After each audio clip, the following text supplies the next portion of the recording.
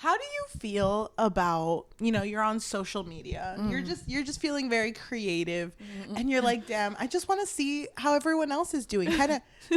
Kind of through osmosis. Okay. Also become creative. Osmosis is a science word. Look it up. So No, how would what you is feel? it? What if they don't know?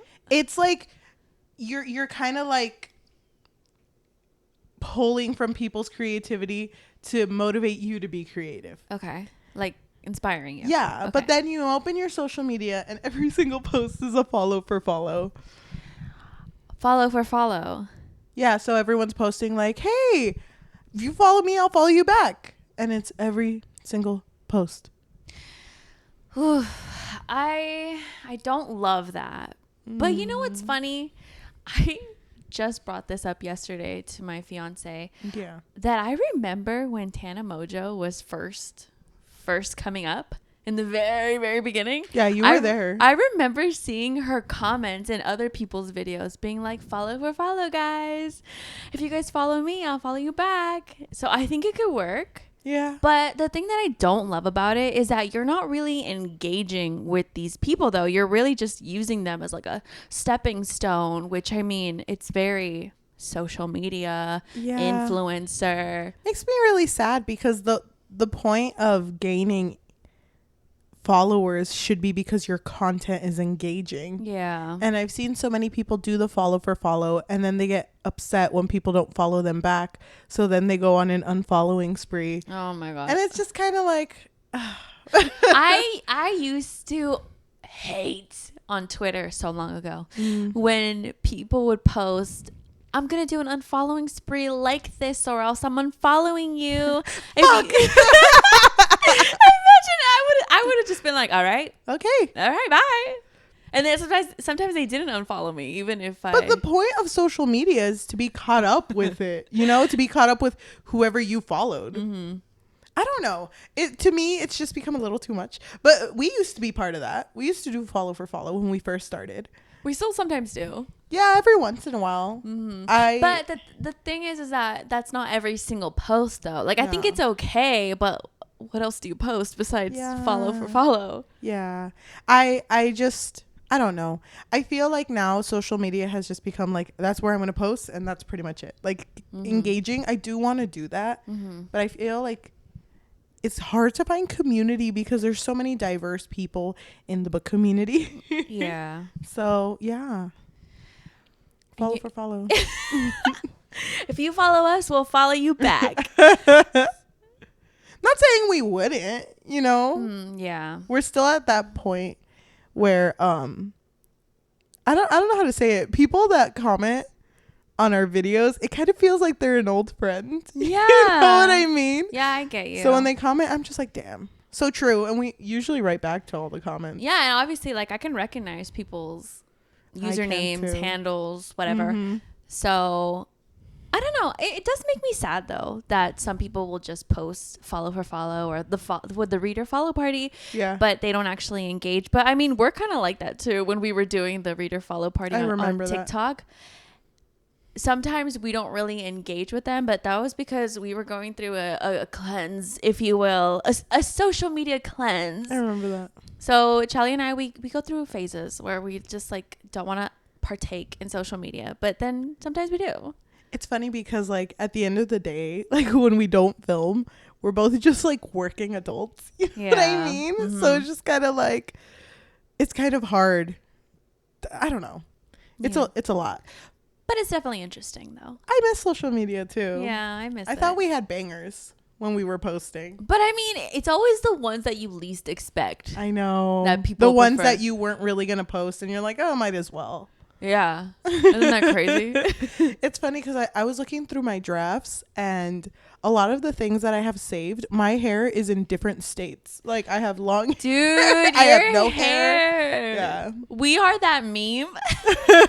Which one? The one where it's two stick figures and one of them every single like second they change their hair looks different, and then the second person their hair looks exactly the same except maybe a little bit longer, maybe a little bit shorter.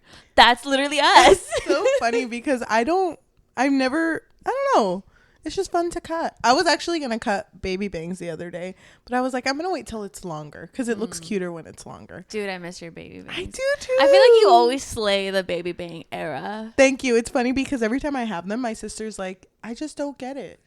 And I'm like, just tell me you hate me. I run to my room. I slam the door. It's like, well, you know what? Just tell me you don't love me then. But, you know, I'm feeling kind of nostalgic. And I think it would be nice to pack our bags and visit an old friend. Do you notice the shirt that I'm wearing? Do you know why I wore it? Why? Because Ghostface is like the epitome of it's always the fucking boyfriend. Oh, that's so damn. I really thought this through, honestly. But go ahead. Yeah. Go ahead. Like, yeah, no, yeah. Red. Red blood. I miss some of the old authors that we used to read. And I feel like I just wanna feel again. Okay. You know what I mean? Yeah. We all want to feel something. So let me put you in a scenario. Okay. My eyes are closed. You're going on a date. And you're like, damn, this is so exciting. You know, I've had so many failed dates. This is gonna go well. Okay. So you meet with this guy. And this man not only looks 10 years older than his fucking Hinge profile picture, but he also doesn't even look like the man that was on that profile picture. Okay. A little distorted then. Okay, question though. Question. Is he still hot? No. Oh. No. Does he have a hot brother? No, but hot people in the vicinity. You're walking home away from that date. This man is trying to be like, babe, give me a second chance. And a hot man just swoops in with a vine. Oh, okay. Very jungle. Don't touch her. Jungle. Don't touch her. And all of a sudden, you feel like you found the one. Okay. I'm sorry. I just had a moment. I'll explain after you finish. Okay. Do you feel like a story about chasing love can save your life? Online, specifically. Thank you. Do you feel like that can save your life? Yes. I think it can fix my life. Oh my God, you're right. Welcome to the Book Fix Podcast, a podcast where we fix lives one book at a time. I'm your host, Cheli. And I'm your host, Yajaira. What did I remind you of? What did I trigger? Okay, so we are going to be discussing The Boyfriend by Freida McFadden. And you just triggered something because I filmed a reading vlog, one for Patreon, one for YouTube. I don't remember which one, but I literally had a moment where I think I said the exact same thing that you said, that he said. But he didn't actually say that. He said, hey, what are you doing? Yeah. Dude, we're just so alike. I was like, whoa, we said the same wrong thing. I fucking love that shit. You know what I also love? What? That when we talk about these books, we are going to spoil the fuck out of this book. Yes. Inside out, front cover, back cover, in between the lines. When you put it in black light, everything. Yeah. And we're also just going to just add a little bit of us in there too. Yeah, a little bit of love. Yeah. You figure out what didn't happen in the book. Spoiler alert, he didn't come with a vine. He didn't swoop in. He might as well have, though. Yeah. But we are going to be talking about The Boyfriend by our dear friend. She's not our friend. By Freida McFadden. We've read so many of her books. Mm-hmm. I think this is our Cue the montage. I know. I think this is our fifth. Maybe. We Did Never Lie. The Housemaid series. The Teacher. That's 5. So this is the 6th one. Oh my God. I feel like we've done more. It feels like we have. No. Why did we keep coming back? What keeps us wanting more? I think because it's such an easy read, honestly. It is an easy read. We both flew through this within like a day. Yeah. Do you think we'll ever get tired? No. Do you think the Freida McFad will end? I don't think so. Well, but who knows? Maybe. Who knows? When did this book come out? This book came out, I believe, October 1st. So it's been a few days. A week, 2 weeks. What day is it? It's been a while since this has been out. But why don't we 2 start? weeks. Why don't we start talking about it? Okay, so this book is broken up into 2 different perspectives. Tom's, which is the before, and the present is Sydney's. So can I say something? Go ahead. Just off the beginning. It's just a little interesting that Freida's new book has a past and a present time, when Jenna Moquin's book also had a past and a present time. I don't know. Do you think they like vibed together? Do you think they said, okay, bestie, let's challenge ourselves, past and present? I don't think that's like a new thing, though. I know, but it's just, I don't know. I don't know. It kind of struck me. Oh, okay. You just really noticed it. Yeah, I did. Okay. I did. I didn't even think about that. I hope they're besties. Okay, go ahead. What I thought with Jenna Moquin. Who's Jenna Moquin? Oh, Jenna Moquin is the author of The Cemetery Spot, which we also spoke about. And I think that's one of our newly funniest episodes. Yeah. Newest, funniest episodes. That one was really fun. So what I wanted to bring up was Freida McFadden with her characters. I don't think they're ever written to be likable, or trustworthy. I don't know. I kind of liked every... I didn't. Okay. I had a few that I would die for and a few that would kill me. Yeah, well, definitely. But even I remember when we reread Never Lie, the psychiatrist character was so off-putting, very aggressive. So starting this book with Tom's perspective, I was like, ugh, he's not very likable, but we don't really know what that means. I was so worried the entire time because there's this one line at the the first chapter, I think, where Tom's talking about this girl he fell in love with when she was 4. Daisy. And I was like, bitch, please also be 4. Please also be 4. This is actually going to change everything if you're not. So I was worried the entire time because it never really specified until it was like, oh, yeah. And then we went to the same school and I was like, doing what? What were you doing? Yeah. No, they're both the same age. Okay, good. Same grade. So he's really obsessed with this girl. And when they were both 4, he was already like, I'm going to marry this girl. But he was also kind of a creep. Yeah. Tom's a creep. What of it? That's just his character. I know, but if I was like into a guy and he was just telling me like, babe, I just really like it when your pulse goes over 120. Because I can just see the way it like moves in your neck. I'd be like, okay, I'm moving. He's super into the whole carotid arteries, veins, how much blood is in a person. Damn. How much blood can come out of a person. 4 pints, really? Interesting. I feel like I can down 4 pints of milk. So, wait, the pint's the long one, right? I can still do it. I can still do it. Oh my God. You're like, that don't seem right. But it is. That's fucking crazy. But he saw her as so delicate, but then was also like, I just want to fucking kill her. Is this normal? Is this what they call puberty? I thought it was so interesting when he revealed to us that he was scared that, if he got too close, that she would allow it to happen. She would allow him to kiss her. She would allow for them to be alone together, because if they were alone together, then he would wrap his hands around her neck. And babe, I can't stop the monster in me. Oh my God. Wait, are we gonna talk about his story first, since it was the past? We don't have to. We can go back and forth. Well, I mean, what do you think? I think we should just talk about him. Okay. Because he was something else, wasn't he? But I feel like it's very interesting how the past and the present were starting to parallel with one another within like 1/3 of the book or so. And near the end, the past caught up with the present. Yeah. Which I thought was really cool.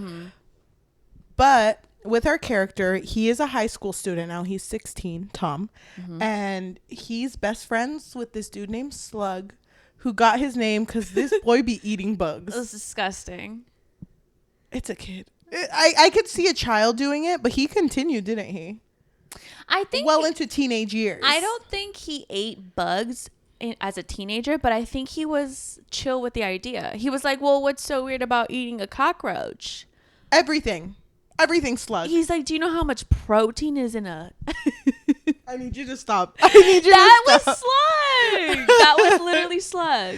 Oh my God. That's disgusting. Slug but they were besties. Slug was a good friend, though. He was such a good friend. Love that guy. I never doubted Slug. I'm Just kidding. I was like, that slug bitch.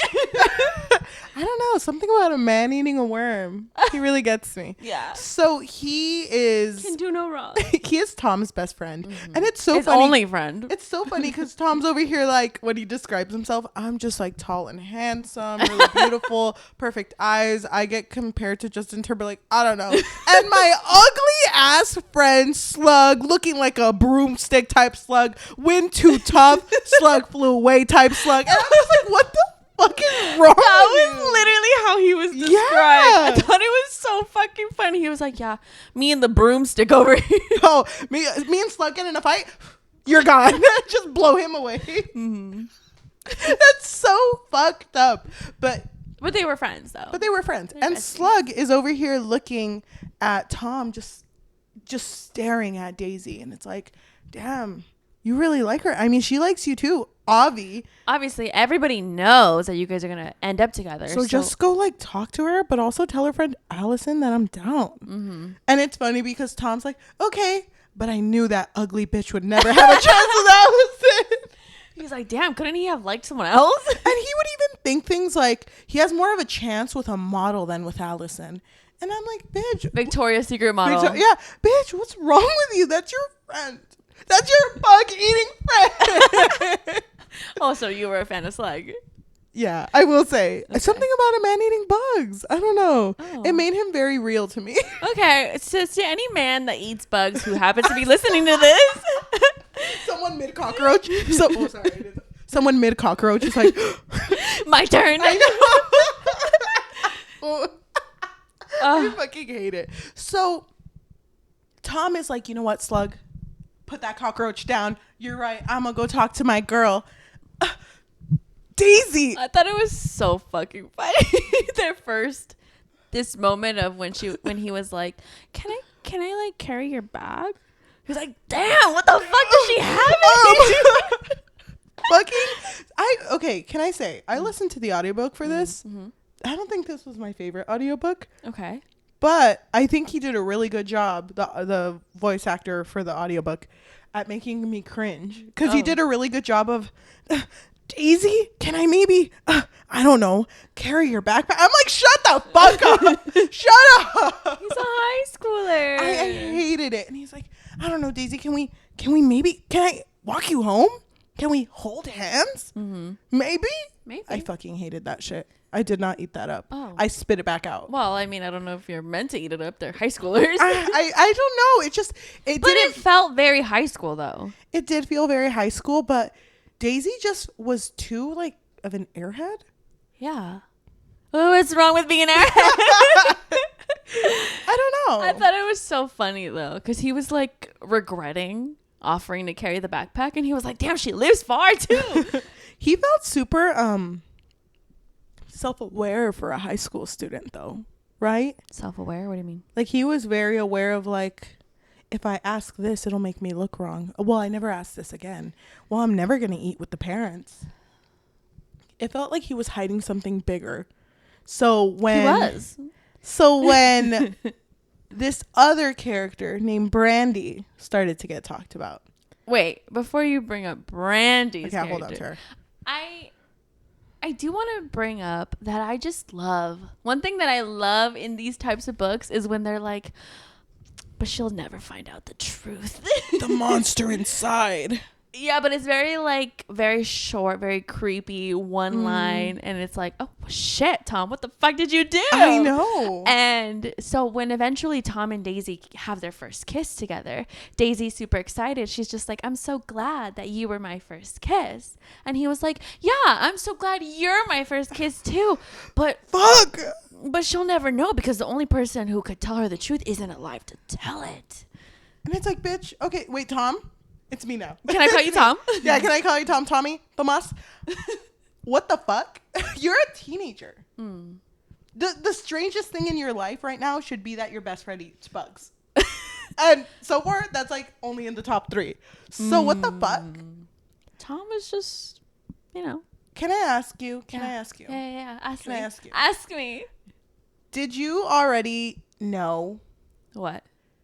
Who killed Brandy? No, of course not. Or were you like eating this shit up two brain cells. I was like, okay, it's Tom. I was like, I don't give a fuck who killed Brent. No, I do care. But I was like, this good. I thought it was Slug. My first get. Sorry, Slug. For all the Slug apologists out there.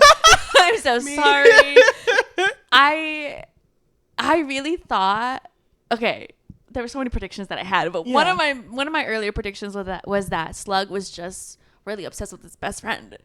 That was my earlier prediction. You thought he was? Did you think they were? No. I just thought that he just wanted him. I just want someone to see me eat cockroaches for the rest of my life. Yeah, you know, you're taking my best friend away, kind of. Tom, and he's like down on one knee, a cockroach. Will you eat this bug with me? What about you?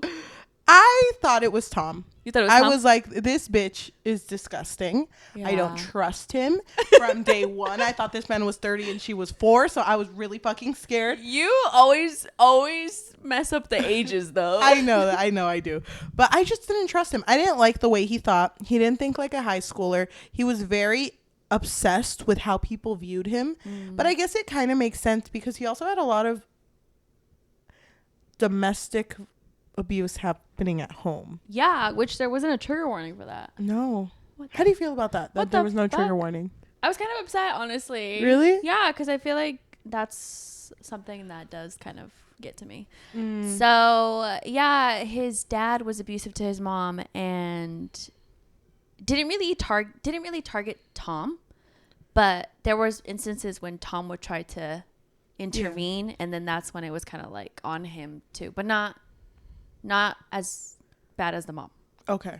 Because I don't really want to say details, but yeah. Trigger warning if you read the book. So, Brandy is a girl that Tom used to tutor.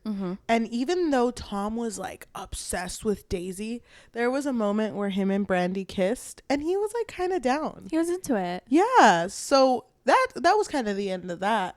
But then she went missing. And we're led to believe that Tom had something to do with this because every time he thinks about it, he's like, don't let the monster out. And it's like, what the fuck? Okay. And so you really believe that it's him. And even when he talks to the police, he's really bad at talking to the police. Yeah. It's like, do you know why you're here, son? Because I killed someone. I mean, no, he didn't say that. No, but he might as well have said that. It was more like, well, I mean, I've heard that you guys found a body. Is that why you're? Body. That's why I'm here. Oh, I fucking hated that shit. He was so bad under pressure, and I'm just like, bitch. For someone who overthinks things, you don't really think over anything. He is a high schooler. I don't think I would be that good either. I know. I'd be like, fuck, I don't know. He kind of reminds me of Holden Caulfield from Catcher in the Rye. Oh. Gross, right? That's disgusting. No, but you remember how that character was very much like, fuck, I like hate people, but I would never tell them to their face. Yeah. That's Tom. Okay. That's Tom to a T. I did not care for him. I was rooting for his downfall. I was rooting for it to catch up to him. And I was like, bitch, it's going to. Because that is so funny. Okay, keep going. Because he had a moment where he had enough of his dad. His mom wasn't in town. And the dad was being horrible. And then the dad started to say inappropriate remarks about Daisy. By this time, him and Daisy had started dating. But it was a very innocent, like, all they did was kiss and hold hands. But he started making inappropriate remarks about Daisy, and Tom was like, fist clenched, you better shut up about my girlfriend or I'll... And then he gets a knife and fucking... I mean, I'll spare you the details, but that man's gone. That's fucking wild. That was wild. But you know what? There was a scene before this moment when he witnessed his mom. How do I say it? No, he witnessed his mom have bruises on her. Yeah. And he was with Slug, and then they go to Tom's room, and Tom is like, damn, I just really want to kill him. And Slug was like, well, that would be fine because he's a bad person. Like, it's totally chill. No, it's fine. He's eating crickets. It's fine. I feel like Freida did such a good job with me thinking it could literally be fucking anyone who would be the serial killer. Yes. So after he unalives his dad, He doesn't know what to do, so he calls his best friend Slug, and he's like, you need to come over, something happened. And Slug comes, sees the body, and then is like, okay, we gotta get rid of it, right? That's why you called me? Slug, I can kiss you right now. And he's like, save it for later. And they wrap this bitch, his dad, in the rug, and then they start taking him to the truck. Pause for a bit. We didn't talk much about her, but Daisy has this best friend named Allison. Mm-hmm. The one that Slug wanted to get with. Yes. Tom was like, yeah, good luck with that. And who hates Tom and Daisy being together. She absolutely hates it and tries to get them to break up. And she even threatens Tom because it's like, I saw you kissing Brandy. So break up with my girl and your secret's safe with me. And the police have been searching high and low for this mystery guy that Brandy was secretly seeing. Yes. And I thought it was so funny when the chief of police, which was Daisy's dad, was asking Tom about it. He was like, well, you tutored her. Isn't there anything that she mentioned to you? No. And Tom was like, no, I mean, she missed a lot of the sessions and I'm just a loser. Why would she tell me? And the officer was like, yeah, you're right. No, loser. You're right. So while they're getting rid of the body, Allison's actually walking her dog at this time and sees both of them. Yeah. And my God, they're so obvious. Yeah. They're so obvious. So they get rid of the body, and all of a sudden, the next school day, which I think is in a few days. Hold on. Oh. I did find it interesting, though, that after they buried Tom's dad, Slug was very chill about it. Like, he was so happy. Like he's done this shit before. Because he was like, make sure you steam your clothes. Yeah. Clean everything really well. He's like, I wish I could help you clean, but I have to go home. Why do you think he was like that? Because he was a good friend. That's what I think, too. I think he just loved his bro. I think so, too. You watched me eat bugs and never batted an eye. But society thinks I'm crazy. I think he just really loved his friend. I think so too. That's why I was like, maybe he's a little obsessed with him. Okay. I don't know. Wait, hold on. I'm kind of team Slug. So you've been team Slug, but more than usual. So Slug is over here like, I got you. I got you. I got the amount of bags we got to get. I got everything. I got shovels in the back of my car. But he obviously, I mean, the fact that Allison saw them, he was like, well, now you're going to have to get rid of her. Now you're going to have to do something because we're not going down for this shit. Yeah. You and me, we're ride or die. Oh, my God. But then, like, the next school day, Daisy's crying, and I don't want to be mean. Like she always does. Daisy is an emotional girl, okay? Dude, she cries over fucking She's a high schooler. Oh, I was so fucking over Daisy. I'd be crying too. I mean, yeah, but she was like, Baba, Tama, my best friend Allison. You remember Allison? You remember her? Remember when you guys would say like, fuck you? And it was like funny and shit. She's gone. And fuck, they're like suspecting people and whatever. And then throughout the school day, Tom gets called into the police. Well, a police officer, which is Daisy's dad, is going to interview him. Yeah. And it's funny because it's like, we wanted to ask you about Allison. And he was like, what about her? Rest in peace. And it's like, he kept referring to her as like past tense. Like he was so, dude, she so was bad. So bad. Uh-huh. Fucking still bloody hands. Fuck. I forgot. Yeah. I was holding hands with Slug. I totally forgot. So. But immediately Tom's thinking to himself, oh, fuck, Slug did it. Slug? Why would he do that? Yeah. And then he meets up with Slug mid-cricket. And it's like, Slug, what the fuck? And he's like, oh, yeah. Allison's gone. Winks at him. Wonder what happened. Uh-huh. Dude. Now we'll never know. I was me traicionó Slug because I was so heartbroken. You betrayed me. Yes. But I thought it was so, I don't know, because then the chief of police doesn't want Tom anywhere near his precious daughter Daisy. Yeah. So now he's not allowed to walk her home. Now he's not allowed to text her, call her, whatever. So one day he sneaks into her room And it's like, Daisy, I really need to talk to you. I need us to discuss things. Can you meet me at like Dairy Queen, Baskin Robbins, Dairy Queen? The most romantic place. It was Dairy Queen, of course, and not even inside the parking lot, of course, because I think there's a lake like right outside it. That is very romantic. What are you talking about? So they make plans that they're gonna meet like at 1 a.m. At like 1 a.m. or something. But as he turns around, Slug's right there.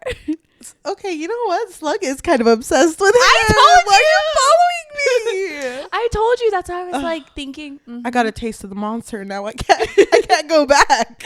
It's inside of me. Slug is like, what are you doing? We can't trust Daisy. Daisy knows. Daisy's aware. Oh, because he overheard that Daisy told him that Allison called her that night. Mm-hmm. Fuck. What were you thinking at this point? I was like, fuck, Slug's gonna kill her. And because I love Slug, I'm kind of okay with that. Yeah. No, but I was like, fuck, I don't want anyone else to die. Because they just keep like digging themselves deeper into a hole. It's so funny because I did. It's not that I didn't like Slug. I was worried for Daisy. I was like, Daisy, please. Don't be a dumb bitch. Were you Team Daisy? What do you mean? Like, were you like, this girl can do no wrong? I'm always on the girl's side. I love that for you. I'm always on the people who eat bugs side. It's very rare for me to be on the guy's side. Okay. Let me just say that right now. I respect that. Even in Sydney's perspective, I was Team Sydney. I was like, fuck that doctor. Not literally.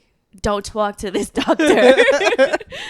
Okay. I respect that. So... Girl, I was starting to suspect her ex-boyfriend too. Can I say, if this were a movie, Freida, take notes right now, I would not want to see a teenager, Tom, be like, fuck, I think my girlfriend's gonna die. Watch him run while he has access to a fucking car. Watch him run. He's not bright. Can you imagine you're just driving home from your late shift and you see a fucking teenager running to Dairy Queen, and I'm like, damn, mood. It's like, you know what? Sometimes it hits you at the worst times. The fucking craving. I know.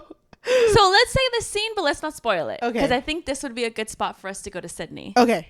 Go ahead. So my boy Tom, he's running because he's like, fuck, I think Slug's gonna kill my girl Daisy, and I love them both. What do I do? I do love that he fucking ran to her house first. Yeah. Oh my god, because he was like, oh my god. How fast do you think this bitch was running? I know it's an emotional thing. How fast do you think this bitch was running? Because if this man was running like that Spider-Man meme where it looks like he's running in slow motion. Oh my god. And it's funny because in his mind, he's sprinting. It talks about how he's like, his shirt is clinging because of his sweat. And I'm like, damn, this bitch is going through it. Yeah. Was that like a 2 mile? Like, fuck, I'm not going to make it. And he wasted like 15 minutes because he stopped at Daisy's house first. If I had been him and I did around the block, I'd be like, sorry, Daisy. I think I would be winded in 5 minutes. I'd be like, Daisy, I do really care about you, but... I go down my stairs and I'm like... fuck. If the down part was hard, the up part's gonna be worse. So yeah, I would have just left her. Oh my god, you're a horrible girlfriend. No, I would have saved Daisy.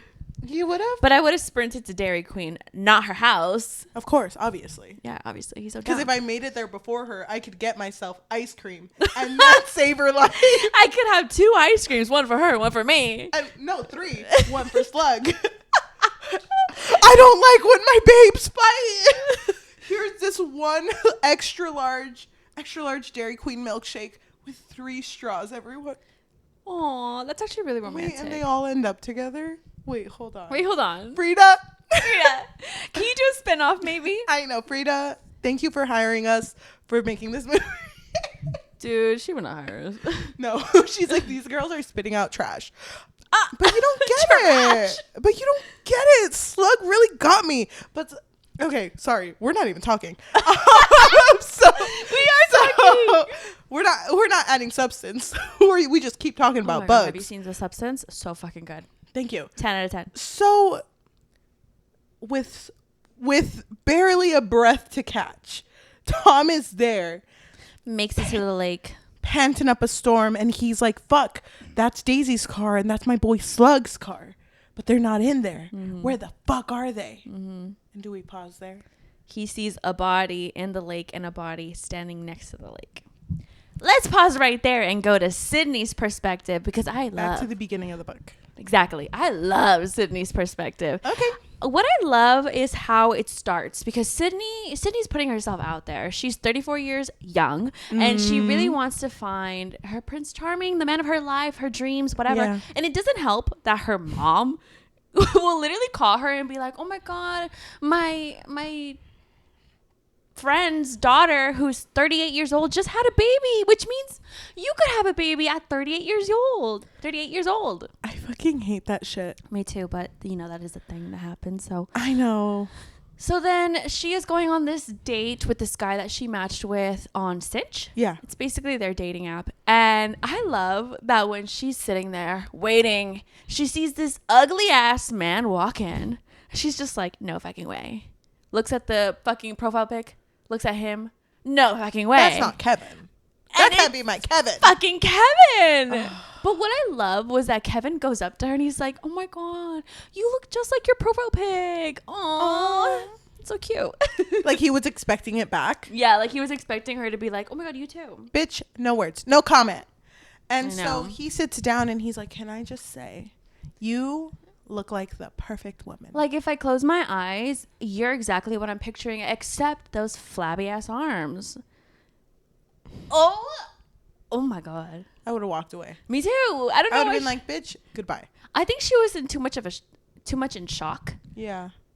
But then they order a drink and she orders Diet Coke. And he's like, get a real drink. Get a real drink, lady. Diet Coke? Really? I'm sorry. Even a diet one? Ugh. First of all, I kind of agree with No. No. Could have been at least Diet Pepsi. But ew. I mean, just kidding. Oh my God. No, but then it gets worse. I get Pepsi Zero. Or Coke Zero. Okay, I get it. Coke Zero is so good. But then it gets worse because... Con hielo? Oh my God. With ice. Okay, fantasizing about drinks. Then it gets worse because I think his mom FaceTime calls him. Oh my God, dude. Yes. She FaceTimes him and he's like, "Look at my date." And she had to say hi to the mom. That is so embarrassing. Yep. And she's like, I'm going to text my friend Gretchen.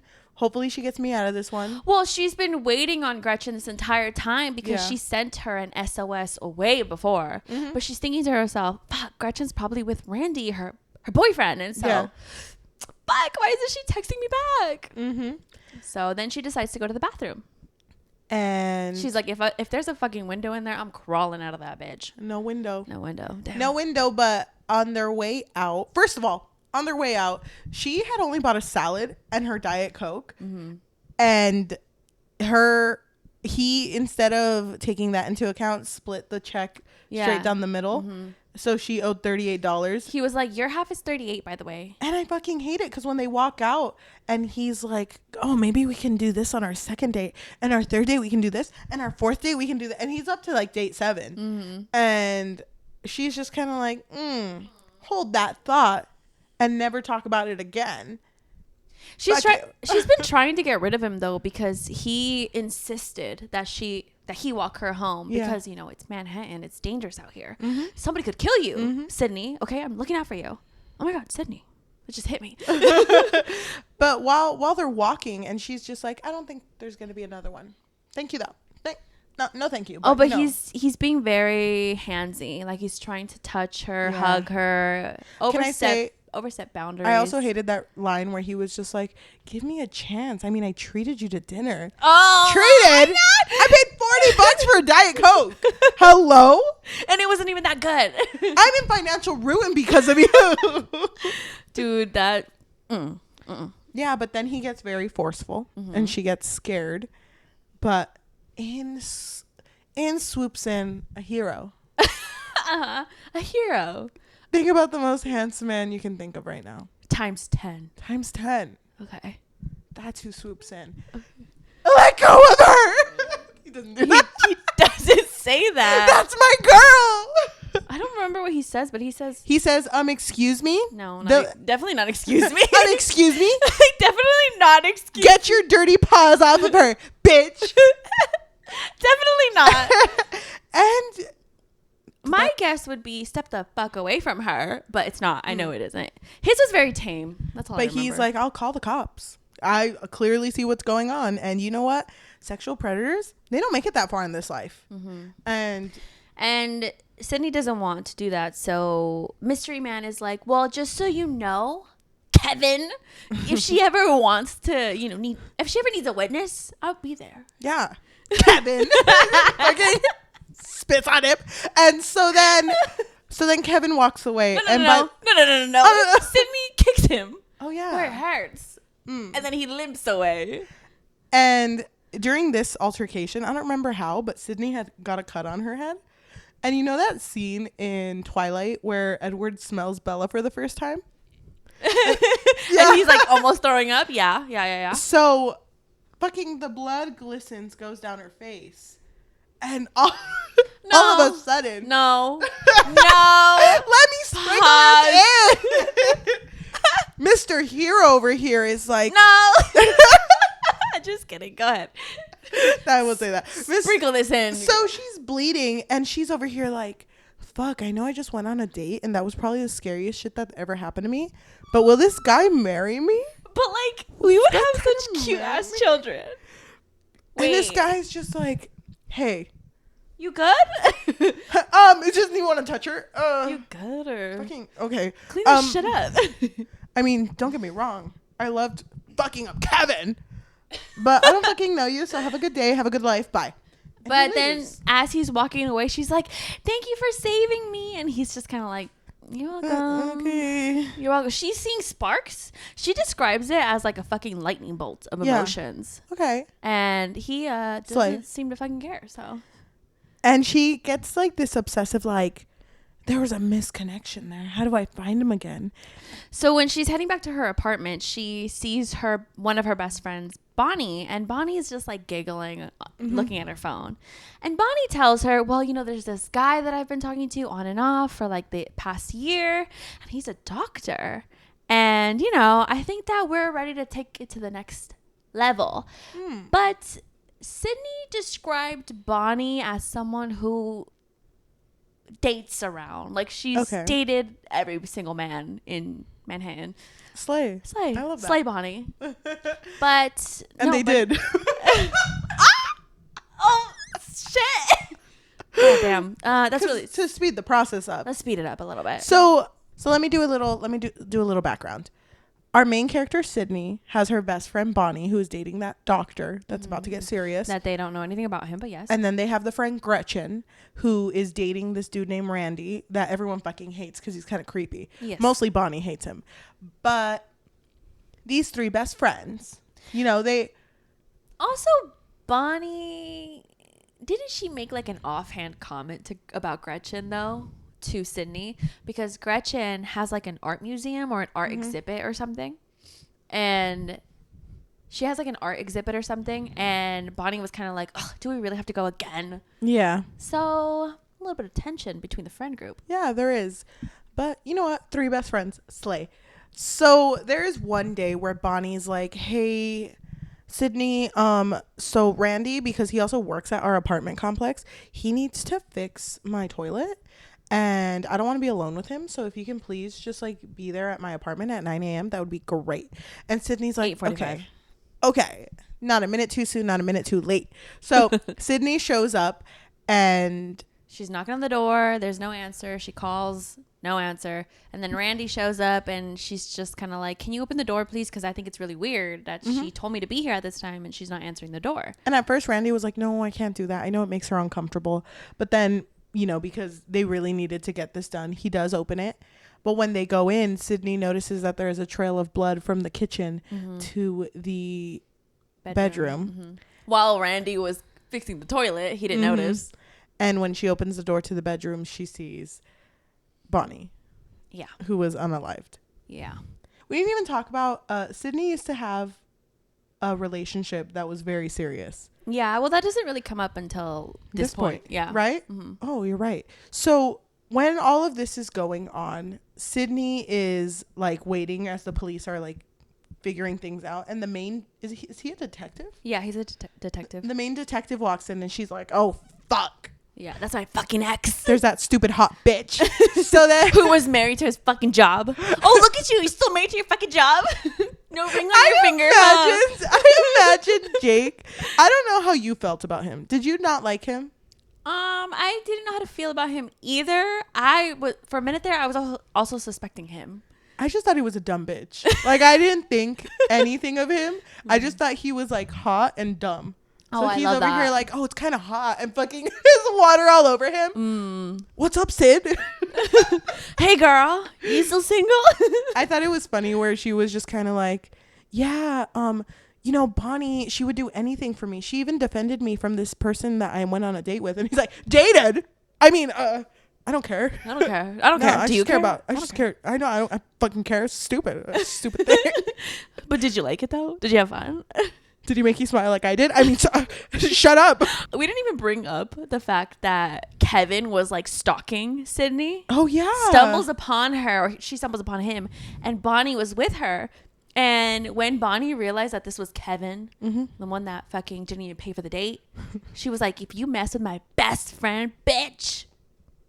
You know what I think is funny though? What? The fact that anytime Kevin would see Sydney, he'd always be like, the one that got away. Like, bitch, shut the fuck up. You're disgusting. He was so obsessed with her. But red herring. Well, yeah. Herring.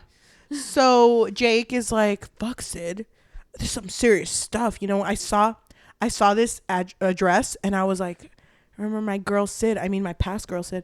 She used to I used to send things to this address. So that's why I'm here. Didn't they live there together? That's where she moved. That specific home. That's where she moved after they broke up. So they were living somewhere else. Oh, here I thought they were living there. And then he just left.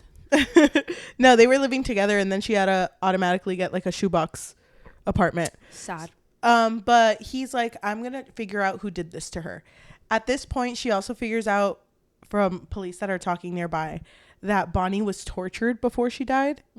And later, Jake tells her that a tuft of her hair is missing from a very specific spot, and that this was no accident. Like it seems like a serial killer is because doing this. He's trying to warn her because he knows that she's going on these dates. Yeah. So he's like, hey, just so you know, we've seen something like this before. 18 months ago, we found a body similarly to the way that Bonnie was left. Yeah. So just be careful. Hey, don't date. Maybe don't date. Yeah. I don't know. Like, maybe we should talk about you not dating over dinner, maybe? I don't know. It's stupid. But maybe not, because I am married to my job, so. Yeah. You say no ring on this finger. That's my 401k. I love Jake. You would. I love Jake from the beginning, dude. But I will say. You love the dumb ones. Yeah, something about them not knowing shit. Give me someone who's going to get lost the minute they step outside. Okay. Love that shit. Okay. Because that's me. That's literally me, though. So. Oh, my gosh. So, okay, I'm going to speed forward. So Sydney gets really depressed because she's like, fuck, Bonnie had so much life ahead of her, and now, like, she died early. She would have done anything for me, but I feel like I'm doing nothing for her. They go to Bonnie's funeral. She's kind of comparing herself to Bonnie's situation where she doesn't want to end up being killed. Yeah. And then she doesn't want, I don't know, especially to be gone so young. So she's kind of panicking over it. And at Bonnie's funeral, fucking Kevin goes. Well. You know what I hated, though? That when she saw Kevin, she didn't immediately go tell Jake. Yeah. She was just kind of like, oh, fuck, I guess I could wait. Well, it was a moment where she wasn't even sure if it was Kevin. She said it looked like Kevin. I still would have said something. But he was sitting all the way in the back. Yeah. But all of this shit is going on. She's not dating, but, you know, she's getting kind of what's the word? Antsy? She's like, man, I just need the loving. No. I love the way that this chapter ends, though, because I think it was the funeral scene where she was like, fuck, I'm just going to stay away from dating apps. Next chapter, 2 months later, got him in the fucking best date ever right now, bitch. I'm having such a good time. And you know what? Honestly, this could have been the one. It could have been. Had he not been a little bitch. Fucking, she's having the worst nosebleed of her life, and he faints, and she's like, fucking get up. It's not that bad, bitch. So I forgot what she has, but she refers to herself as a bleeder. Mm-hmm. So anytime she bleeds a lot. Yes. So she's over here fucking having the worst nosebleed. Her date is passed out. And all of a sudden you hear the rustle of trees and her hero from chapter 2 swings in and is like, automatically nothing's happening to her, but still covers her. Oh, sorry. Yeah. Sorry, babe. No, actually, he doesn't do that. No, he immediately goes down. Focuses on Travis, the date. Yes. And is like, hey, like, you okay? Sir, are you okay? Sir, slaps him. I'm going to check if you're okay. Like, gives himself a little cut. Look at that. Fucking messing with him. But Travis just isn't good with blood. I thought it was so fucking funny that he thought Travis was such a little bitch because he was like, oh, you fainted because of blood? And then he looks at Sydney and rolls his eyes. Oh my God. So fucking funny. As soon as Travis leaves, Sydney and the mystery man are just kind of there, and he's just like, that's who you were dating?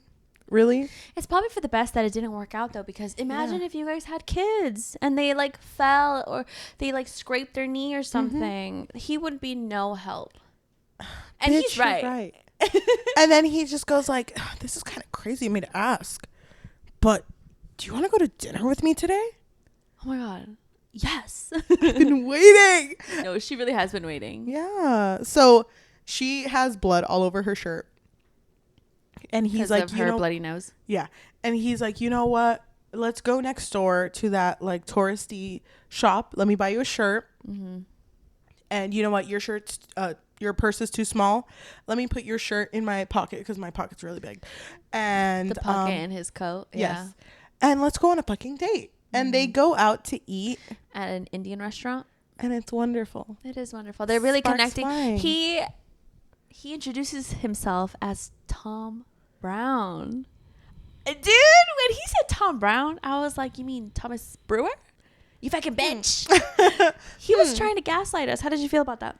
I thought it was Tom the whole time. So yeah, I was over here like, fuck this. But you man. Noticed the last name. Okay. Yes.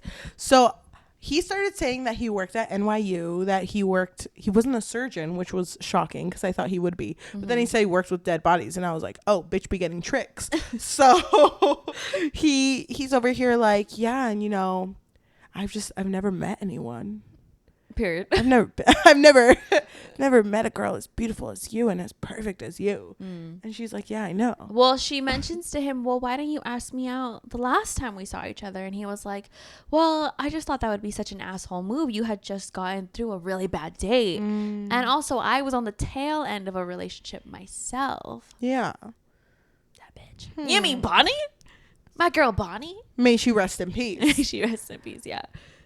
So they start dating, and this is when Sydney starts to notice a few things. Well, it's not right away. No, it took her a minute. So one of the first things that she notices is that Tom doesn't want to meet any of her friends. Mm-hmm. Is like, I never want anyone to know my face. Mm-hmm. It's only for you, babe. Definitely weird. There was also a situation where they were sitting together. They were at dinner. And she was like, oh, here, let me text you something. No, before that, they went to have dinner together. And this lady comes in and she's like, oh, my God, Dr. Brewer. Oh, my God, Dr. Brewer. Remember me? I was your patient. Who the fuck is this lady? Am I right? But it wasn't like, no, he no, I know. He was super. He was nice to her. And then whatever. After she left, it took Sydney a second, but she was like, Brewer? Isn't your last name Brown? And he was like, no, I told you it's Brewer. And then he went into the restroom. She Googled him and found that he wasn't even working at NYU. Yeah. So she confronted him about it. And he was like, I didn't say that. No, I worked at NYU. You need to learn how to listen, babe. You don't listen to me. Fuck. So he was like gaslighting her. That makes me want you more. I love it when a girl doesn't listen to me. Fuck. My weakness. Oh, my God. And then there was another moment where they were sitting together. And she sends him a text. Well, because his mom was visiting. Yes. And she was kind of like, oh, do you want me to meet your mom? And he was like, meet my mom? We've only been dating for like 2 months. No. And he asked her, hey, where was that Indian restaurant that we went on our first date? I really want to take her there. Yeah. And so she tried texting it to him, but his phone didn't vibrate, and it had been vibrating before that. Yeah. And she was like, did you get it? I texted it to you. And he was like, yeah, I got it. Let me see. He was like, no, back, no. You always want to go through my stuff, babe. So he lied and was like, no, this is my work phone. But I'm sure I got it. You know what? My mom prefers Italian, so it's fine. Let's just drop this. And then there was another thing. But after this, he kind of convinced her that it was fine. And then she had a conversation with Gretchen, remember? And she told Gretchen, I just think that that's weird that he would have a work phone. Mm-hmm. And I'm not on the work phone. Like, that's weird. Yeah. And Gretchen tried to tell her, well, I mean, he's a pathologist. Like, maybe that's just a thing. Like, I remember they were eating, like, popcorn. Yeah. And Randy comes in with his fucking ant farm. How did you feel? I thought this boy was Slug. Me too. I was like, this is Slug. Mm-hmm. Babe, it's weird. You just bought that ant farm and there's no ants in it. And he's like, yeah. He spits it out. So weird. So fucking weird, huh? Sorry, guys. He like puts them back. It's weird. It's just sand. Mm-hmm. No, I don't know, babe. But then it was in this moment too when Gretchen fucked up and said something about, because her museum exhibit thing was going to be ending soon. Mm-hmm. And she was like, oh yeah, because I was working on it all night, the last night that Bonnie was alive. I was like, wait, didn't you say you were with Randy? Yeah, because Randy used you as his alibi. So what's the truth? And I think at this point, Gretchen goes like, I didn't want to say anything, but he has criminal record. Yeah. So like, if I say something, they might get him. It might get him, and that's my babe. That's my babe. I'm gonna marry him. My babe can't go to the slammer. It's just me and the ants. Or no ants, actually. It's just me. Babe. Me and the little fucking hill thing. Dude. But Gretchen was so like hysterical. Like she was like, please don't tell them anything. Like, he's all I have. And so Sydney decides not to tell Jake about that. Yes.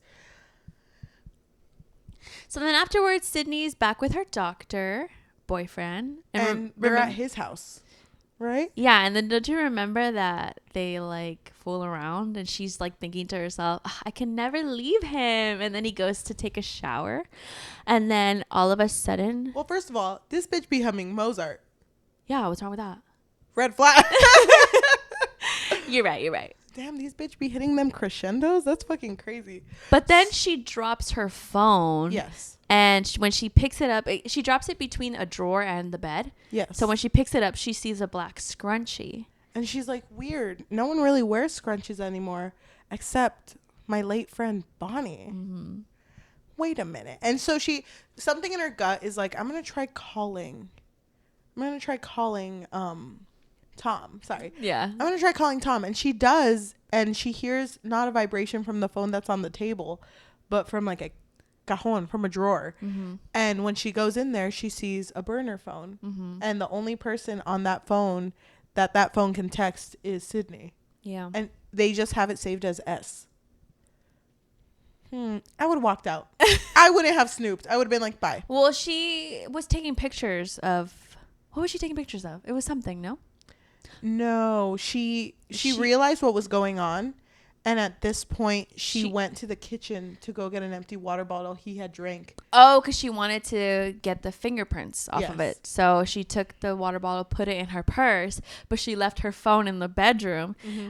And then that's when Tom comes out and is like, what are you doing? What are you doing? What are you doing? I was like, this girl's not coming out. Mm-hmm. I was so worried for my girl, I was Sydney. worried too because he was like blocking the door at one point and was like, you want me to walk you down? Do you want me to get you an Uber? Do you want me to? And well, he didn't want her to leave at all. Yeah. And she was lying like, oh, I just got my period and I just want to be alone in the bed. And he was like, I can sleep in the living room. It's fine. Fucking suspecting your boyfriend's a murderer and he says that, babe, you're on your period. Hey, hold on. One more day. He's like, wait, actually, I don't mind. That's so nice of you. She ends up leaving. Oh, dude, I was so relieved. As soon as she gets out to the stairwell, she like sprints home, calls Jake and is like, you have to fucking come over here right now. Jake's like, look through the window. I'm right there. I'm right there. I've been waiting. Mm-hmm. And he comes in with candles. Wait, no, wrong mood. Is that not what? No, stupid. It's stupid anyway. And she's like, I want you to fingerprint check this water bottle. Mm-hmm. And she didn't want to admit it at first, but she was like, the guy I've been dating, the man I've been making passionate love with, and he's like, gross. That man, I think he might be the serial killer. Because she knew that whoever Bonnie was seeing also had a burner phone. But Tom, because he works in that line of work that he does, he knows Jake. Right? Yeah, because Jake mentions, I know Dr. Brewer. He's such a nice guy. Yeah. I could never see him doing that. Wait, we actually hung out the other day and he talked about his wonderful girlfriend. He's like, that's you? I gotta go. No, but he does the fingerprint check and it matches. Mm-hmm. And it also matches the other girl's place that was also killed. Mm-hmm. And they take Tom into questioning. Mm-hmm. And because he had an alibi for those nights, they let him go. And it's like, fuck, so you can't just like arrest him for like looking ugly or something? No, he was too hot. For being weird. Yeah. And no, what are you talking about? Tom is very hot. Yeah. That's the hottest man I've ever seen. No one lets us forget that man is hot. Right. And he is. And so fucking Sid is like, fuck.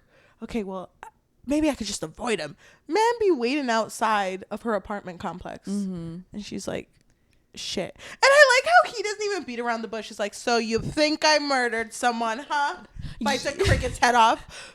No, he doesn't. I needed it for the end. He does not. He's not Slug. Don't confuse the people. Okay. So he's like, you think I murdered someone, don't you?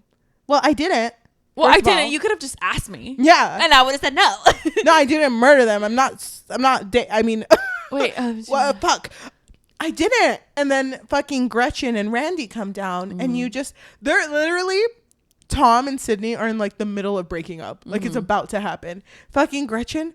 Oh my gosh, this is him. Is this the hot one? Hi. Uh-huh. And Tom automatically like becomes pale. Yeah. And he's like, Sydney, I need to talk to you. Please. I need to talk to you alone. Sydney. Away from these two bitches. And she's like, no, I think we're done talking. No, I really, really need to talk. It's like, no, we're done talking.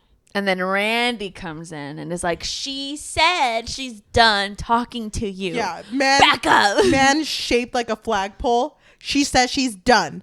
But there was a moment when Sydney notices that Tom and Randy were looking at each other a little funny. Mm-hmm. She was like, it looks like they know each other. That's so weird. Weird. Pause. Let's go back in time. Back to the beginning. No, not yet. Not yet. Hold on. What? No, because then Sydney goes to Gretchen and Randy's place to have dinner. And I thought it was funny because, it's like, I don't want to intrude. I'm so sorry. It's just scary out there with men. You mind if I fuck up your casserole though? No. Don't get me a plate. Just get me a fork. Bitch be eating like Randy? nonstop. Yeah. Well, not just Randy. Also Sid. She had like 3 helpings of casserole. Well, it was good. Bitch be fucking it up. Yeah, and the wine. It was good. Fucking. By the way, at this point, Randy proposes to Gretchen. Which we already had an inkling that was going to happen because Randy had told Sydney that he wanted to propose to fucking Gretchen. Everyone's crying and Sydney's like, what? I can't hear you. Wait, Randy, are you going to finish that? Give me more of that casserole. And I don't remember that. No, she was eating casserole. Dude, she was eating casserole. But while Gretchen and Randy are hugging each other, crying, tears of joy, even Sydney kind of wants to cry a little bit because she's super happy for her friend. But then she's also like, the most significant relationship that I've had in a while just ended today too. And I don't want to ruin this moment. So she goes to the bathroom and like looks in the mirror, don't be a little bitch. And she's like trying to flush the toilet and it's not flushing. Mm-hmm. And it's kind of like a cynical moment of like, well, at least I know how to fucking fix toilets. Am I right? So she opens the lid of the toilet to fix the pipe or whatever. And she sees a Ziploc bag. Mm-hmm. And when she pulls it up, it's a bunch of hair that is braided together and has ribbons. And she's like, oh my God, Randy did kill her. Mm-hmm. And so at this point, she's like, I gotta get out of here, first of all. But she starts getting like a little sluggish. Yeah. But she's like, but whatever. When she goes back to the dining room, Randy passes out. But as he passes out, that's when Tom's outside knocking on the door like, please, Sydney, I need to talk to you right now. Yes. Now can we pause? No. Okay. Because while Tom is knocking at the door, he's also going like, Daisy, you fucking better not. You better not, Daisy. Daisy, it's me. Listen to my voice, Daisy. Daisy, I can fix you. And then fucking Sydney, who's in the middle of almost passing out, is like, who the fuck is Daisy? No, she remembered Daisy because he had told her that Daisy was his one true love. But Daisy had also died a long time ago. No, he just said she was gone. Oh. No, he did say she died. Really? Yeah, because at this point it was like, I think Gretchen goes like, oh, you said I died? Well, I'm alive, bitch. So then it's like, what the fuck is going on? So I think by this point we knew, but I was over here like, fucking, that has to be Slug and Gretchen. I don't know who Gretchen is. So when that was revealed that it was Daisy and Slug was not Slug. Mm-hmm. You mean Randy? Yeah. That Randy was Randy. Why did he get an ant farm then? Maybe Slug isn't that original. He's a boy. You eat one bug and all of a sudden you think it's about you. So then going back to the before with Tom's perspective. Yeah. Remember when he reached the lake and you see a body in the lake and then one body standing over it?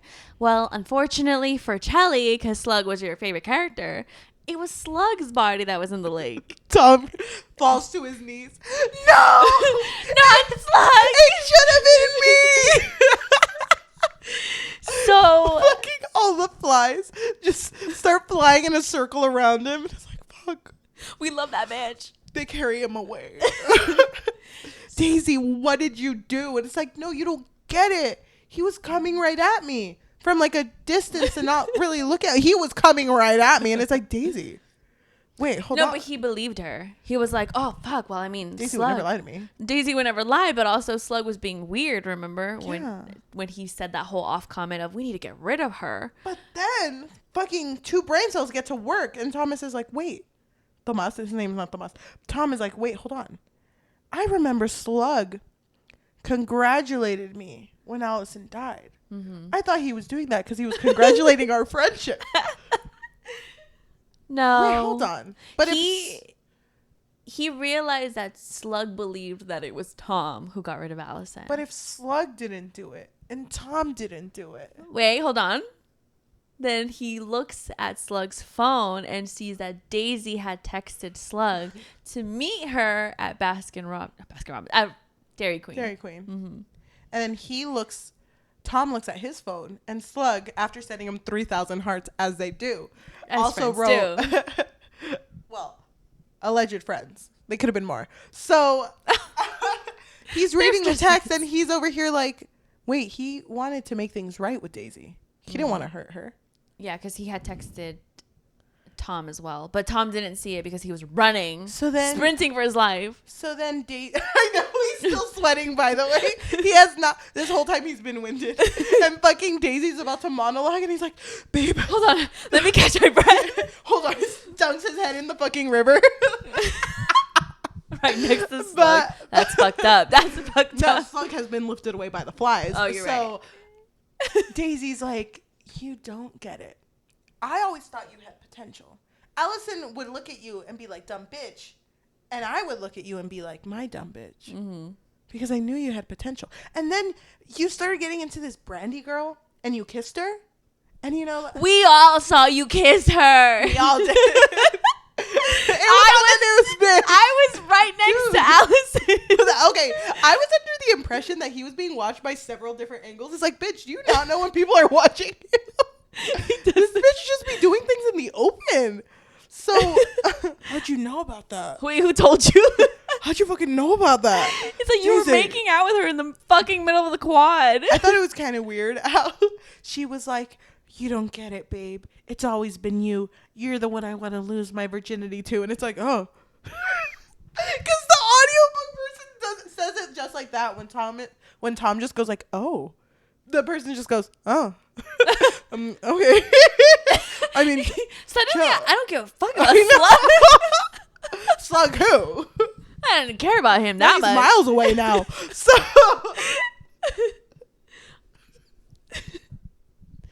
it's not funny. It's not funny. Slug's dead. It's a very serious moment. Daisy's like, it could be you and me, babe. Yeah. Slaying the haters. Just you and me. Well, she doesn't say this in the before. She basically tells him that he should lie for her and tell her dad that Slug tried to hurt her and that he witnessed it. Yes. So that she could pin all of the killings on Slug. And in Tom's mind, he's like, you know what? I do exactly that. And I do it because I love Daisy, but I'm not doing it to be with her because I know I deserve better. Yeah. Uh-huh. That's how the chapter ends. And I was like, bitch is about to have a fucking awakening moment. He's been listening to Beyonce every single day since then. But she's a strong, independent woman. Let's finish up Tom's chapter. So basically, in the future, he does make another girlfriend, but he's still very eccentric. You know, he still thinks about blood, scalpels, whatever. And then all of a sudden, she goes missing. And he's like, well, I guess she wasn't the one. That sucks. I hate when they just go. This is my 7th girlfriend that's just disappeared. Yeah. Weird. And he had a moment of, damn, I really miss Daisy. I wonder how she's doing. And he wanted to text her through a burner phone. But I don't remember if he did text her. No, he didn't. But then we go into another Tom chapter where he's already dating Sydney. Mm-hmm. And him and Sydney go to watch a gory movie and she hates it. And when she goes home, he's like, whatever, I'm just going to go home and watch the movie again to get that kick. Mm-hmm. And then he starts thinking like, I bet Daisy likes this movie. Yeah. If Daisy and I watched it together. And then he takes out his burner phone again and he's about to text her like, I still think about you. I miss you. You're my everything. I can't say that. Ugh. Yeah. Wake up, Tom. Uh-huh. So go back to the present time. Okay. That ain't Slug. That's just Randy. Randy's passed out. I don't give a fuck about that man. He wouldn't need a bug. Oh, but unfortunately, that's so funny that you don't give a fuck about that man because then Daisy, to, profess her love to Tom, because Tom's like, girl, aren't you engaged? She's like, no, I don't even give a fuck about him. Look. And she stabs Randy in the stomach. And Randy's dead. And then she's ready to stab Sydney as well. But Tom's like, no, babe. No more deaths. We've had enough deaths. It ends here. It ends with us. Oh my God. Wait, Coho. She comes in. No, they did literally have a moment like that. Like, it ends with us. Ends here and now.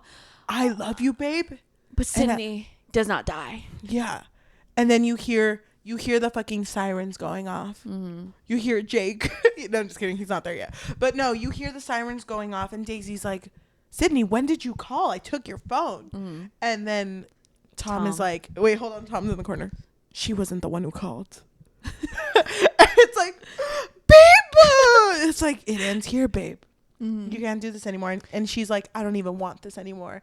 Let's leave this life and live together forever and only kill bitches when they deserve it. And he's like, no. She doesn't say that. She doesn't say that. He tells her he doesn't want to kill anymore. And then she says, unless they deserve it. And he's like, well, you got me there. Unless they deserve it. And it's funny because fucking Sydney's watching this. Fucking only one eye barely open. Fucking lid. Just eye rolling back. Mm-hmm. And she's trying to stay awake. And she just watches her boyfriend run out with this girl. It's like who I thought was Gretchen, but apparently she's Daisy. Mm-hmm. Finds her phone. Changes her Facebook status from in a relationship to it's complicated. And then passes out. Oh my God. I wish that happened. It didn't happen. But she sees them run away. Mm-hmm. And then I think there's a time skip. There's an epilogue. So where it's revealed to us that they were never found, but Sydney is kind of talking to Jake now, but Jake's been really cute. Jake's been kind of like making sure that she's safe. Yeah, very bodyguard like. Because they think that they're gonna come back for her, but I mean, no one's fucking here. Crickets around here, and so she tells him, "Hey, don't come by tonight. I don't need a bodyguard today." And he's like, "Well, can I come by at least for dinner?" No. I like this part because he's like, "Hey, I'm going to do my job, take care of you. Is it okay if I bring burgers today?" And then she was like, "I don't think I need someone to take care of me." And you hear the disappointment like, "Oh, no, that's fine. I mean, it's kind of weird when like you're not dating someone, you just hang out with them all the time. It's weird. I know, it's stupid." And she's like, no, you don't get it. I don't need a bodyguard, but I would still really like it. Yeah. If you came and brought burgers. Yeah. And he's like, hold on. Tries to mute himself, but doesn't. Yes! She's mine! Oh my God. That'd be wait, did you hear that? That would be really scary. Oh, that was weird. My sister took my phone. That was actually my little brother who said that. That was so weird. That was so... Sorry about that, girl. And she's like, everything's going well. I think it's going to work out with Jake.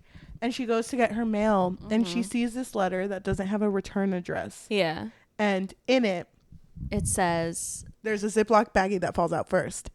And it has hair. It's blonde hair. And she's like, fuck. And then there's a letter that falls out.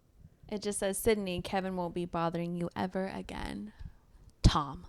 And then she thinks back to like, I'm going to have my happy ever after with Jake.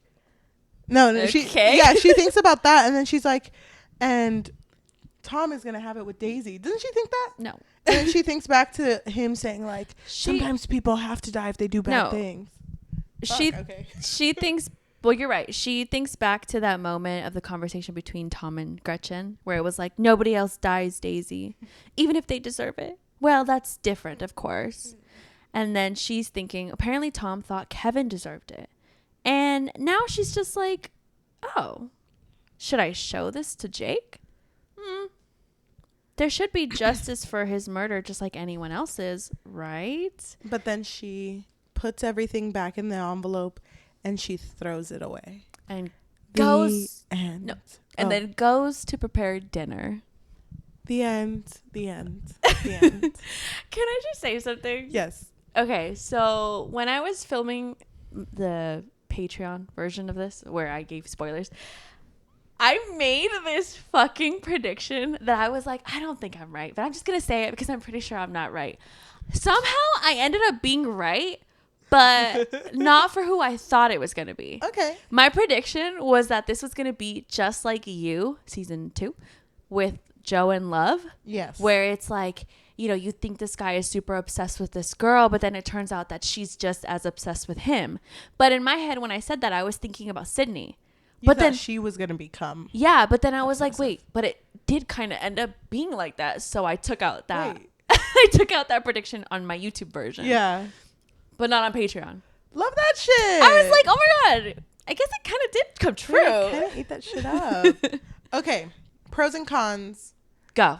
Positives and negatives, I mean. Negative, not enough slug. I knew you were going to I was going to say, not enough slug eating. Did this bitch eat a slug? His name was Slug. All he ate was bug. Yeah. And flies. How fucking dare he would never eat a fly. They carried him away. You're right. He buried him and everything. Yeah, he really was the Lord of the Flies. Oh my God. They carried this. It's just so funny to imagine. Just like this bitch dying and Tom. I feel like Tom just really went through it. He's losing bitches left and right. Tom is the real victim here. I feel so bad for him. Well, he was the victim for like 90% of the book. Yeah. It's funny because when it was revealed that he wasn't the killer and I thought he was, I was like, I never doubted you for a second, oh my babe. God, me with Slug. I was like, you know what, Slug? You're kind of cool, actually. I don't mind. I just wanted to hear about Randy's ant farm losing ants, too. I wish that was happening. That would have been so fucking funny. I just wanted that shit. Because there was a moment when it was actually Slug when he took that shit seriously. The ants? Yeah. And the ant farms? He was like, don't fucking step on an ant?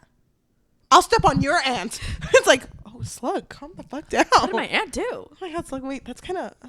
Yeah, I'm into it. It's funny because we're joking about like fucking Tom being like, wait, slug. But he's over here calling him a skinny ass flagpole bitch. You're right. I want him so much. It was like in secret, maybe. Yeah. I feel so bad because I guess I didn't really realize how bad of a friend Tom was to Slug. Tom wasn't a good person. I know. Just in general. Like, but I mean, is that not Freida McFadden's characters? You're right. Thank you. Do you think... Freida, don't look. Freida's not here. Do you think Freida's plots are ever gonna get old? Because it feels like, yes, they're all vastly different, but they're all incredibly the same. I don't think they're the same. I feel like her plot twists, for the most part, most of them have worked for me, except the teacher. There was that one plot twist that I did not understand. Mm-hmm. But for this book, I felt like the plot twist was good because she did a really good job with us focusing so much on Slug. Yeah. But Daisy is like, that's a first name, but that's also a nickname. Yes. So I thought it was like smart. And I did appreciate that there wasn't like a plot twist and then a plot twist and then another plot twist, you know? Yeah, me too. It was just really like one big one and then Sydney being okay with it. I was kind of surprised Jake wasn't an asshole. I was waiting for a shoe to drop. Yeah, me too. I wanted to see some shit go down, but I'm glad nothing did happen. Wanted. I'm glad nothing did happen. He was just a man in love with his work. I'm glad we're together, Sid. I'll see you in 6 months, maybe. Is that okay, babe? Sorry, I have to work tonight. But he's still in love with his job. No, but now he's like, because he even said, I got to learn how to take priority of the things I care about. So I'm going to do a 12-hour shift. I love when you're in your guy character. It's just bangs. When I have baby bangs, I'm not going to be able to do that. Forward. I love Jake. Jake and Slug. I did like Jake when I realized that he wasn't a weirdo. Because I also expected him to do something off-putting, but he was fine. It was fine. It just didn't work out, and now it is. How did you feel about Sydney's just need to date? I get it. I get it.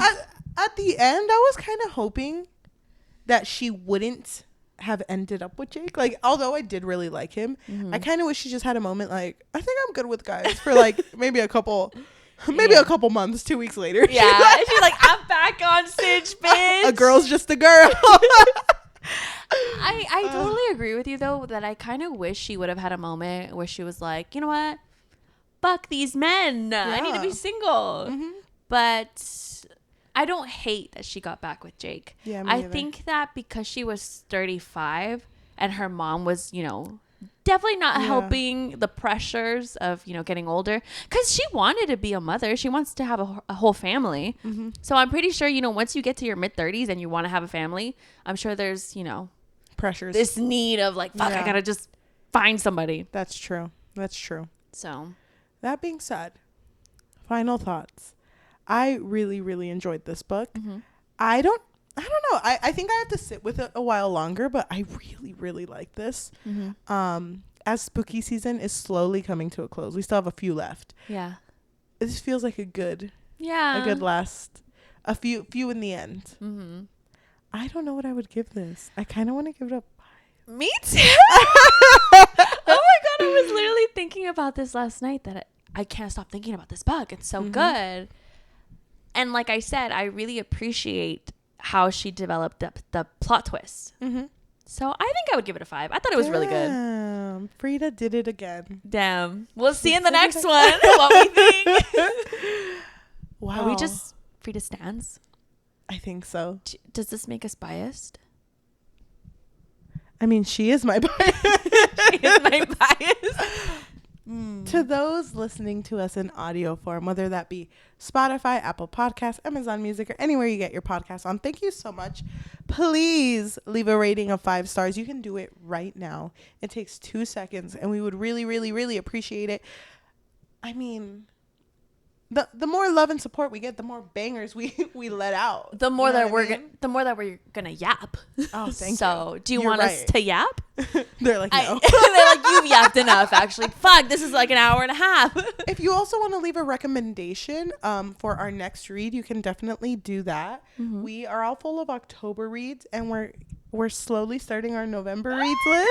I'm so excited. So I am really excited too. So please, if you could do that, I would appreciate it. If they want to support us and they have a little bit of extra money, what can they do?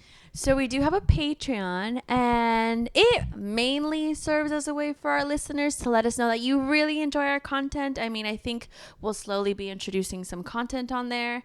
Slowly, though. But if you're interested, you can find us on patreon.com/bookfix. But if you don't want the commitment of monthly, then you can find us on buymeacoffee.com/thebookfix or coffee, which is ko-fi.com/thebookfix. If you are watching us on YouTube, thank you so much. If you can like, comment, subscribe, and hit that notification bell, because we post every Tuesday and Thursday, along with some bonus Monday episodes every once in a while. Thank you. If you want to support us on social media, we do have a Goodreads, an Instagram, and a Threads at The Book Fix Pod, and a TikTok at The Book Fix. Thank you. And Cheli is killing it on Threads, so check it out. She's funny. You're also killing it on TikTok. Thank you. Am I? Oh, thank you. Yeah, I feel like we say so many funny things. I feel bad because, we weren't keeping track of pulling clips from our episodes. Mm-hmm. And there are some old ones where I'm going to have to watch it again for some bangers. Yeah. But you're really funny. You're really funny. I need to fucking scout them out. Oh my gosh. It's so funny because when we get to a point where we're just like laughing, sometimes I'm like, what the fuck am I saying? I know, literally. It's just, we're just laughing for too long and then we have to cut it. Thank you. So why don't we go ahead and read a positive and negative review of this book. Which one do you want to read? I will do, I think last time I did positive, so I'll do negative. Okay, I'll do positive. I kind of want to read Jenna's. Oh my god. Jenna, where are you? This comes from Jenna Moquin, the author of Cemetery Spot, who gave it a 5 out of 5. And they wrote, I've read almost all of Freida McFadden's novels, and this one was one of her best. Her stories are always page turners, and I devour them. But there was something different about this one, and I loved it. Maybe it's her fine-tuning her craft, and maybe it's just what happens as writers develop over time, but her writing in The Boyfriend had a quality that made me want to savor the story, take my time reading it instead of rushing to the end. I wanted to find out what happened, of course, and of course I was wrong, but I wasn't in a rush because I was just really enjoying being inside the book with the characters living their story. I love the Sex and the City vibe I got from Sydney and her friends and their dating escapades. Very Candice Bushnell-esque. By the way, Four Blondes is a fun book if you like vignettes. And not to brag, but I got to read an advance copy of her upcoming book, The Crash, and let's just say it's going to blow you away. Oh, shit. Damn, Jenna! When does The Crash come out? I haven't even heard that one. Fuck, Freida's just fucking... Dude, Freida, spitting I this know. Out. Damn, Freida. I was thinking, when did The Housemaid 3 come out? That was this year, no? Yeah. Okay. Yeah. All right. This comes from Angela. They gave it 1 out of 5 and they wrote, I struggle with thrillers so much because I usually find them so predictable. And this is another one that falls in that pile. Thank you so much for listening, and we will see you next time. Bye. Bye. How do we get the crash? Asking for a friend. Freida, it's us. I know. Everyone else, please click off. Freida, thank you, everyone. I want to see, how you can look at the algorithm and who's watching at what time. I want to see a dip right now. Freida, it's us. It's just one person watching. We've contacted you several times. Oh my god. Please, Freida, I feel like if we talk about the crash, not only will we not talk about it at all. No, we'll talk about it a little bit. But we won't, not all of it. Just a little bit. Yeah. We'll eat that shit up. Thank you, Freida. If you please want to send us a book, please. I beg you. Was it Freida the one where we said we were gonna make like friendship bracelets and we were gonna send her one? Was that Freida or was that Jenna? I think that was Freida. Okay. Well, Jenna can be part of it if she wants. I don't know. One or the other. I feel like if we send it to Jenna, she's gonna return to send her. Jenna Moquin. We're talking about. Yeah, Jenna. It's okay. I know it's okay. Okay, Freida. The clock starts now. The clock's ticking. Your move.